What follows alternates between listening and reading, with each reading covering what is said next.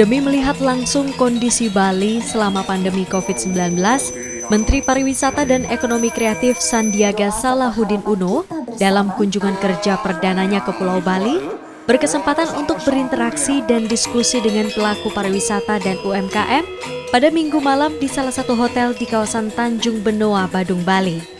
Setelah mendengar langsung keluhan dan usulan dari para pelaku pariwisata dan UMKM di Bali yang banyak terdampak pandemi COVID-19 hingga kesulitan mempromosikan produk mereka, Sandiaga Salahuddin Uno selaku Kemenparekraf RI terpilih memiliki langkah gerak cepat atau gercep untuk mempromosikan pariwisata di tengah pandemi saat ini.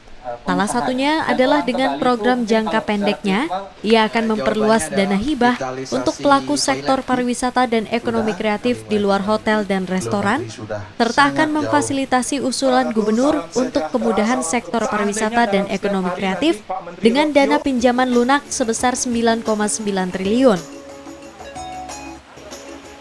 Yang saya akan lakukan dalam langkah yang jangka pendek ini adalah memperluas dana hibah untuk meliputi di pelaku sektor pariwisata dan ekonomi kreatif di luar dari hotel dan restoran, dan mencakup lebih banyak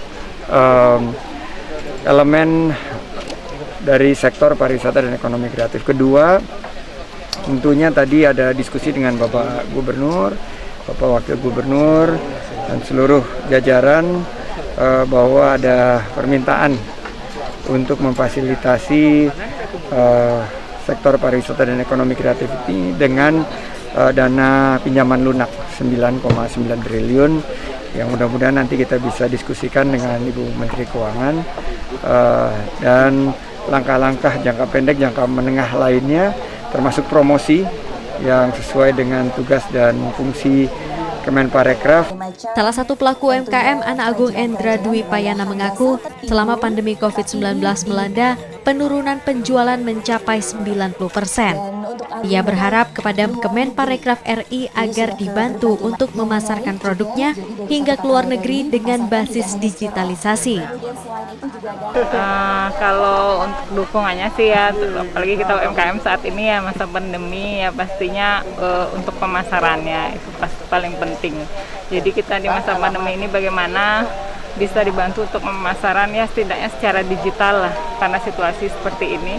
Jadi mungkin kalau di Indonesia mungkin agak kurang digitalisasinya, mungkin bisa pemasarannya dialihkan ke luar negeri mungkin ya. Jadi kayak aplikasi-aplikasi online gitu bisa dialihkan untuk penjualannya ke luar negeri. Jadi kita mungkin di luar sana adalah sedikit titik terang lah untuk kita UMKM gitu, kalau memang di dalam negeri belum bisa untuk saat ini gitu aja.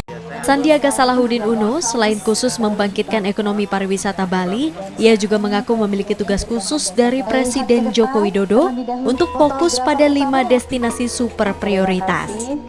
Komang Suarbawe, Kompas Dewata.